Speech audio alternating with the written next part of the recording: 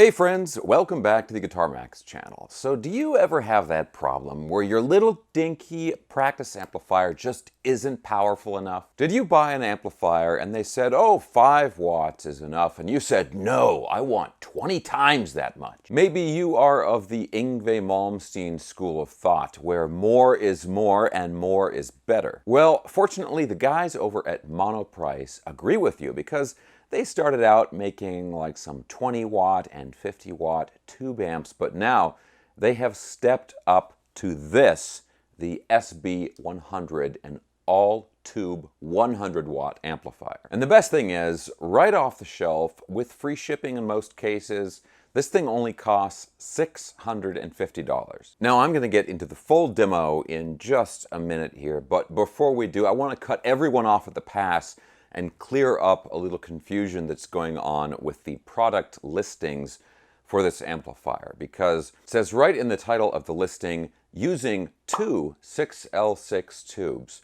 No, it's 4, not 2. I'm not sure why the listing is like that, and it even says it in several different places, but you're getting twice as many power tubes as advertised. And yes, these are JJ 6L6 tubes, so it gives the amplifier the American sound. It's kind of a bigger and wider but less mid-range focused sound compared to British style amps. And as an example, the PV5150 also uses the 6L6 power tubes. I've checked out some of the other Stage Right by Monoprice amps in the past, and then Monoprice sent me an email and said, hey, you want to check out our new amp, we'll send you this. And I was like, yes, 100 watts tube, please send me that. Okay, let's look at the specs here, and this is a nice looking amp, so I'll give you guys some nice close-ups here.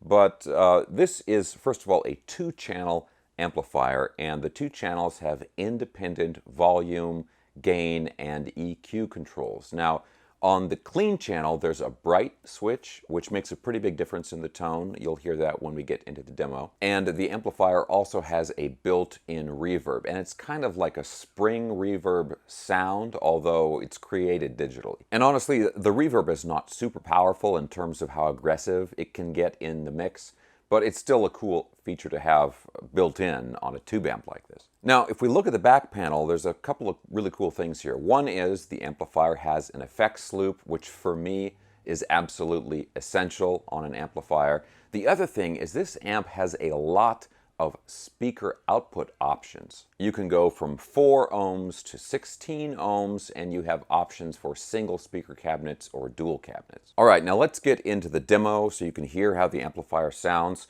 And for the demo, I'm going to be using my brand new Music Man Cutlass, which I just got. Now there's going to be a separate video coming out soon for this guitar, but you'll get a little preview of it in the demo for the amplifier here. Also, I'm using my own 2x12 cabinet, which has Celestion Vintage 30 speakers, and I'm miking this with a Shure SM57. Now, real quick guys, as always, if you enjoy videos like this, checking out cool new guitars and affordable amplifiers, and also staying up on all the latest news in the guitar universe, and you have not already subscribed, please consider subscribing right now.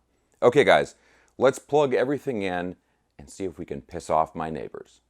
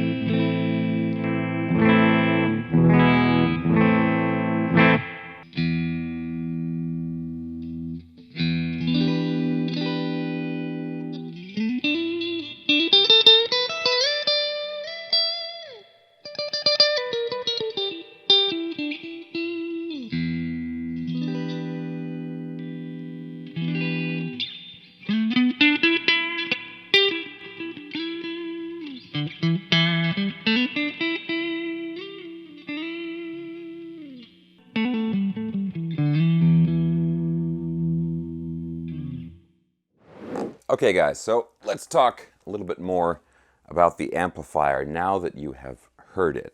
So obviously it's a 2-channel amplifier, like I said earlier, and they're 2 very different sounding channels. I mean, you've got a purely dedicated clean channel, which honestly sounds fantastic. There's a lot of like crunch or high gain amplifiers that have a great crunch sound, and then they are really weak on the clean sound. But I love the clean sound. The other thing that I really like is that there is quite a bit of gain available on the crunch channel. In the demo there, I went through a sort of mid-range focused sound, and then more of a scooped sound, which is what you're probably going to go for if you want like more of a metal tone. You kind of scoop it out a little bit and then you crank up the presence knob, which gives it that really percussive attack. Also, another thing I noticed as I went through the sounds of the amplifier, you know, tweaking the knobs and so forth, I couldn't get a sound that was bad from the amplifier.